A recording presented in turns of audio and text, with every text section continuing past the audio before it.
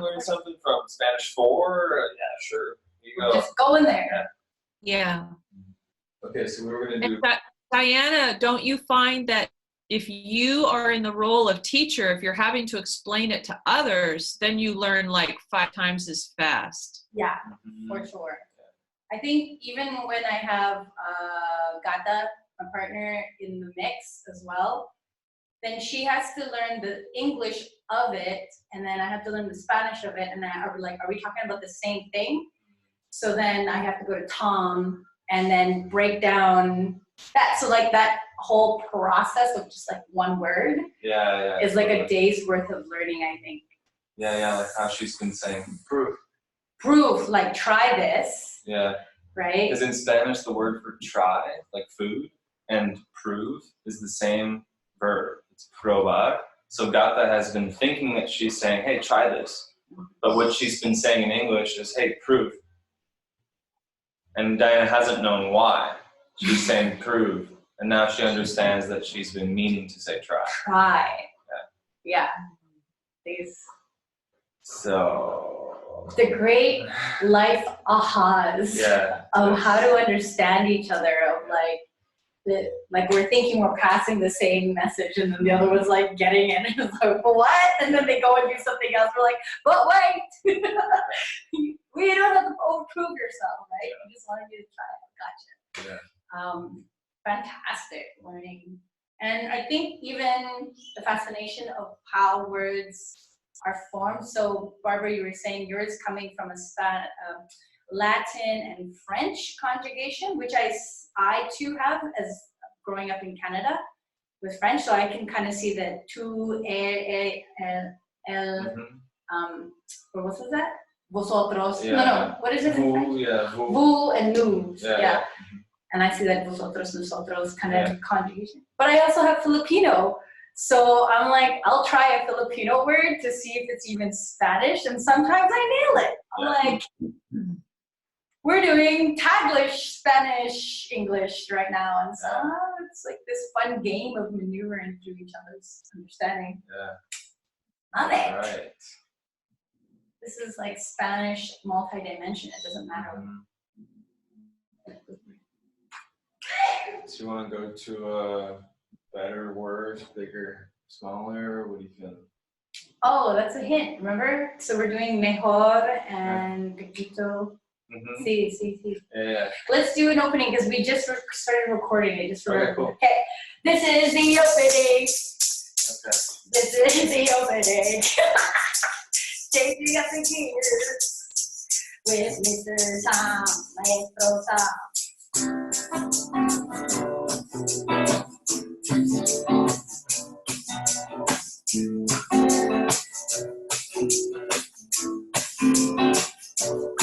This is Spanish class, Spanish class. This is Spanish class, Spanish class. Maestro Tom.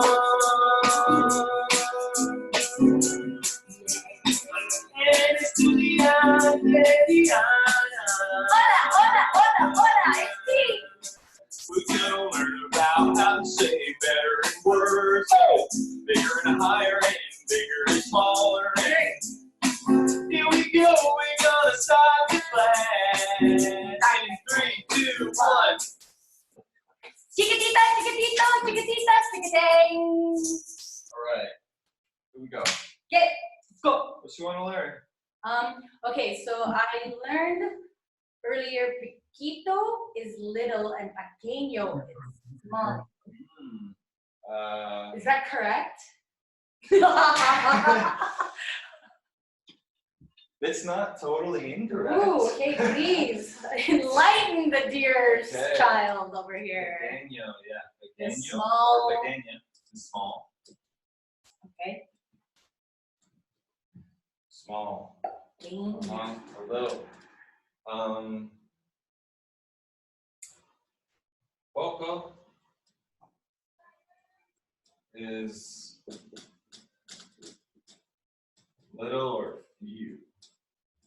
Okay. So those are a little different. Pequeño. Yeah. There. Oh, okay. It's masculine, feminine. So pequeña is a simple adjective. It simply means small. La mesa es pequeña, the table is small. So that comes from pequeño. Pretty simple. Okay. Mm-hmm. And then here's poco. Here's an example of poco. Poco. Tengo poco dinero. Tengo poco dinero. I have little money. Or we'd probably say in English, I don't have much money. Tengo poco dinero.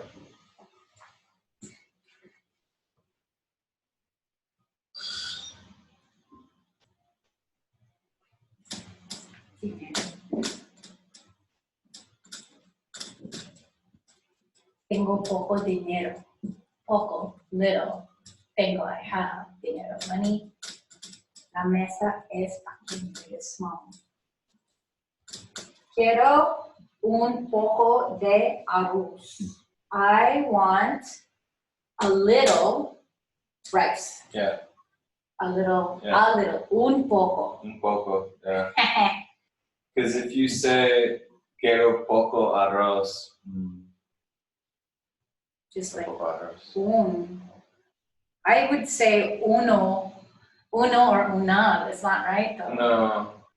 Un is. Un arroz. Un is a, like a little. Yeah. Okay. But uno is like one little. No. Okay. That's Uno is just. Okay, Uno that's is, the confusing part. Uno is one and una is one? Is una mean first? Uno is one. Uno is one. And una is first? No, una is as well as un. Un and una are. Okay, there it is. Okay, so okay, so un poco means a little, but then un also is a masculine, feminine. Is that what you're saying? Un and una. Okay. That's the same, yeah. Okay, so yeah. Un and una is one. Uno is Oh no, one. Yeah. Okay. Yeah. As well as unos and unas. How's that? If you say like a plural of things? Que yo quiero unos plátanos. Like I want some. Some. Yeah. Like a grouping of many. Mm-hmm. Okay. It's Some. Un and unos is like versus some. Is it U-N-E, uns? U-N-O-S, unos. U-N-O-S, that's unos. the plural of un. Of un. Yeah. So un plátano, okay. Unos plátanos. And then same with unas. So una manzana, unas manzanas. Oh my goodness, that's a big deal right here. Some. Wow, okay. And this is like capital. Okay. You want to keep talking? Yeah, and then whenever you say, uno is really only used to just say the word, just to refer to the number one. Not when you're saying that there is one of something. If you say that there is one chair, you don't say hay uno silla. You say hay una silla. Or to say there's one fan. You say hay un ventilador. You don't say hay uno ventilador. So uno is only used when you're just talking about the number one without saying that there's one of something. Okay. Yeah, exactly. Okay. And then, is this correct when you say, quiero unos platos? Yep. Mm-hmm. Plátanos, I mean? Mm-hmm. Or plato. Or platos, okay. And then you said un un ventilador. Un ventilador. Un Just, ventilador. okay. Yeah, a fan or A one fan. fan. Okay, sounds good. So uno is only for the number one. But then if someone's like, when you would say uno would be like if someone's like,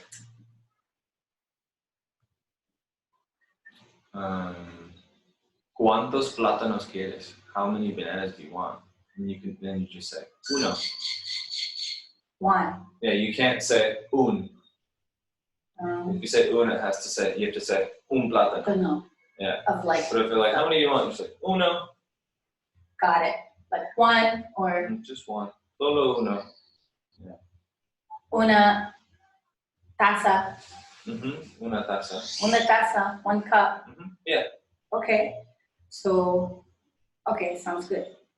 And or it's like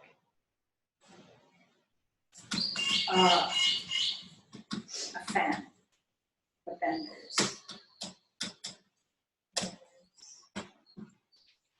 fan. Perfect. All right. And then, yeah, so ito and ita can be added to any word, as you know, to make it cuter or smaller. That's the diminutive. Littler. Yeah, littler or cuter or smaller. Okay. Which I know you've heard all the time. Yeah. You can really diminutize anything, like all the way up to the table for no particular reason. You can just say like, "Vamos a comer en la mesita," just to be cute about it. Let's eat at the table. Vamos a comer en la mesita. Ah, like the for small no reason. table. Yeah, but like it's just like people just say that. It's like mesita, mesa yeah. versus mesita. Pásame la guitarrita. Like the cute, the little guitar. Endearing. Oh, mira la plantita. Ah. Yeah. So if you say, and you can do that to any adjective. So pequeño becomes pequeñito. And pequeño and poco are often diminutized because they already mean small. They're already cute and small. So these words are very often to say something even smaller. You say pequeñito or pequeñita. So like la mesa es pequeñita. Or then you also have poquito, poquita. Okay. Like quiero poquito arroz, or me queda poquito. I have a very little left. Very little. And then this is it's QU, because if it were over this, it would be pronounced. How do you think that would be pronounced? Posito. Posito. Posito. Yeah, so you have to change the spelling. Posito. Got it. Choose. Yeah. All right. And then maybe like muy mucho. Yeah. Muy mucho. So muy is very.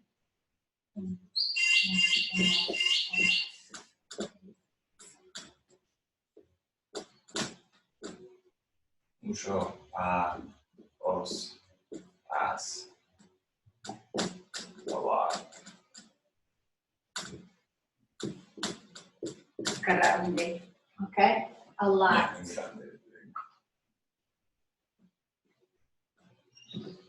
Muy. Mucho. Mucho. Os and as. Yeah. Mucho, mucha, muchos, muchas. For example, muchas gracias. That is the one. Muchas. Muchas gracias. Gracias. Mm-hmm. Okay. Muchas gracias.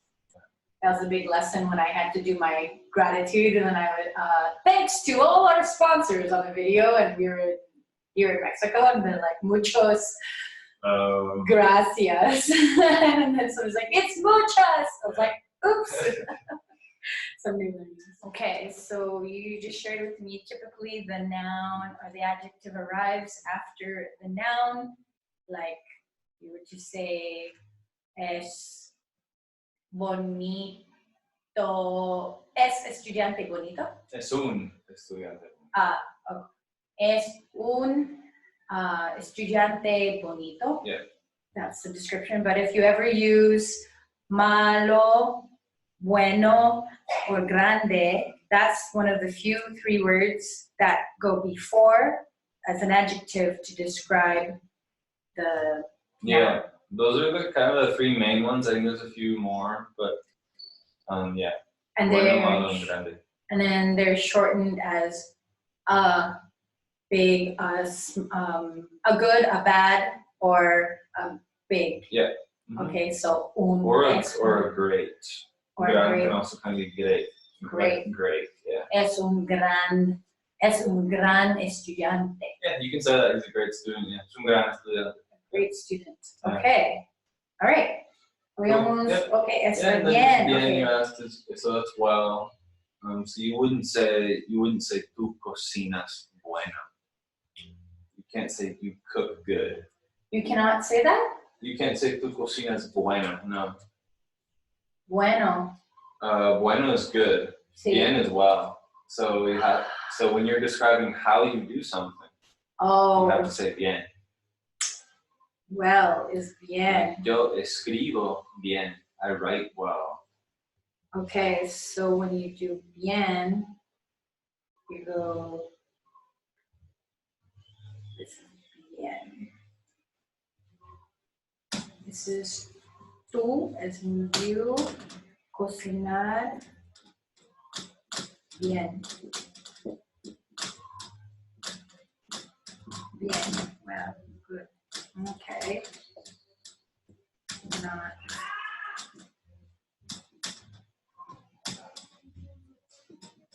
Tú cocinar bueno.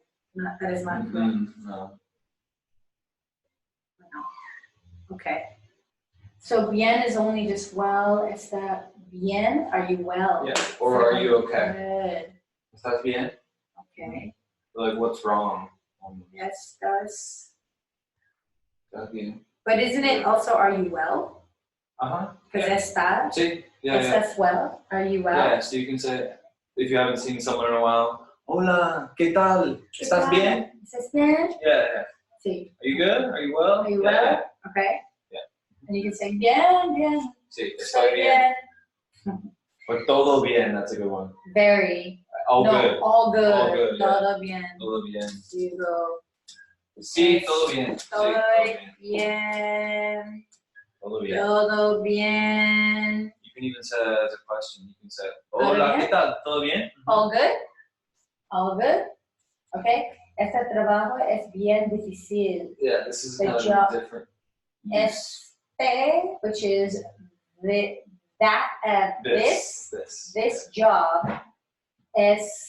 this job is well bien difícil. Yeah. It's pretty damn hard. Like, yeah. Well, like a lot of. Yeah. That's kind of like an antiquated English use of it, but you can still say that like this job is well hard. Well hard. But it's very common in Spanish. Okay. It's like it's pretty or quite. Trabajo es bien difícil. Bien difícil. Okay. All right. Well, I think we've gotten a lot here. So we got bien as well, or a lot of great. Oh, yeah, or quite or pretty. Quite. Yeah. What did you say? Quite. And then remember that difícil is pronounced difícil. Difícil. And it has an accent.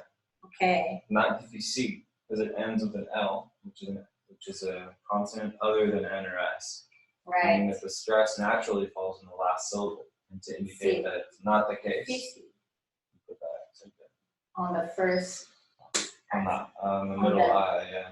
On the vowel of the syllable prior to that. Mm-hmm. Okay. Difícil. Difícil. Okay. Difícil. Excellent. Okay. Well, Maestro Chum, I think we have reached the end of our time here today in our class about big and small and little and all and well and todo bien. Mm-hmm. And we're gonna close it up. How do you want to do it? Do a closing song. By great feed forward. Oh, okay, feed forward. I'm gonna use my ukulele instead of a rattling shaker. How do we do this? Start it off. You know how it goes.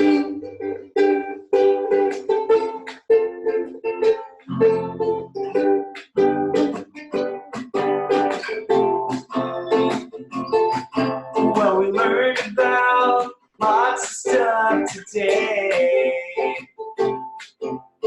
Like what to do when there is no internet, but you still gotta give a class. My parents came. They were the only ones, that's okay. 'Cause it's Spanish class for Diana. Diana, ¿cómo estás? Estoy bien. Todo bien, Diana. Sí, todo bien. Todo bien, Diana. Sí, todo bien. Todo bien. Gracias for your friendship. Awesome. We'll see you in the next class. Shake it up a little. Try it with your friends. You want to donate to this amazing Maestro Tam? Feel free to do it. All the connections out right here, right now. Down here, down there. Take your money. Put it in the money. Put it in the money. Oh, let's get it down.